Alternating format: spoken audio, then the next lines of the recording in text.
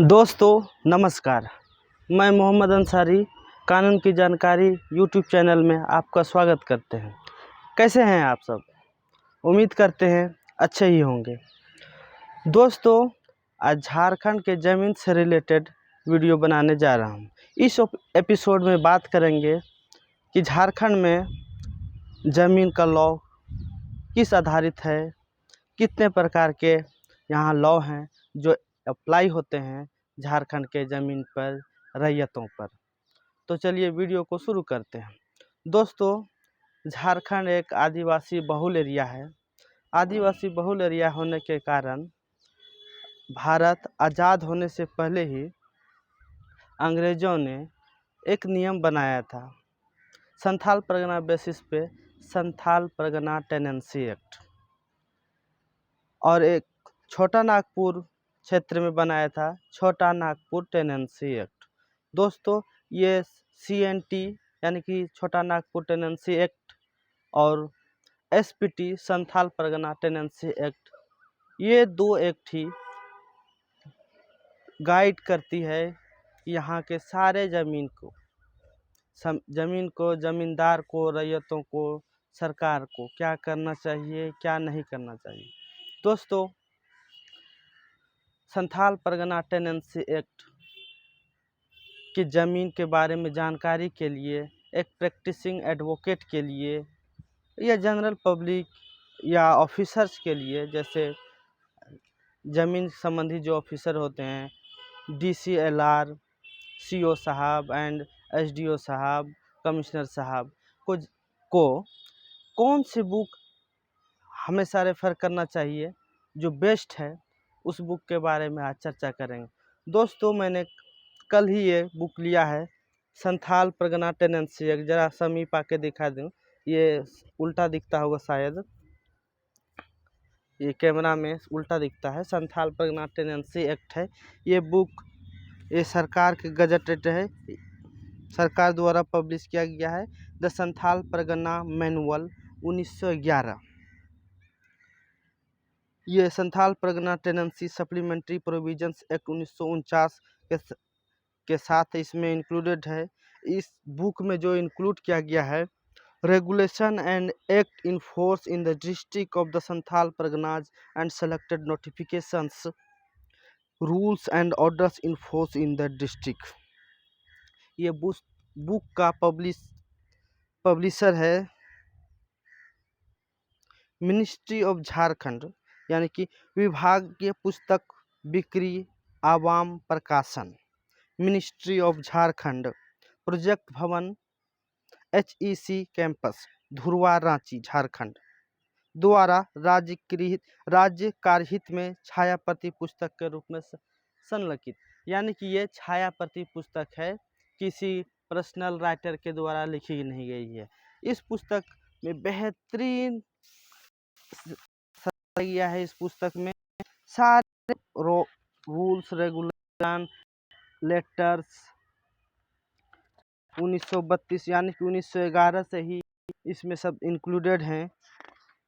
मेरे हाथ में जो ये बुक देख रहे हैं ये 3rd एडिशन है। इसमें आपको पढ़ने के लिए मिलेंगे the Santhal Parganas act 37 of 1859, the Santhal Pargana act 10 of 1857, the Bengal Ghatwali land act 5 of 1859, the Santhal Pargana tenancy supplementary provision act 14 of 1949, the Bengal land conditional sales regulation 1 of 1798। Regulation में बहुत सारे रेगुलेशंस हैं इसमें।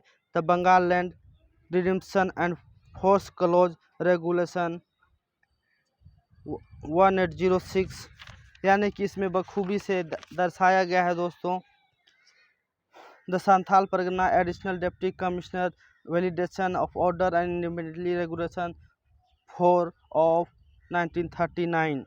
दोस्तों ये संथाल परगना बुक, ये संथाल परगना में ज़मीन संबंधित बुक बहुत बेस्ट है, इससे अच्छी बुक नहीं है।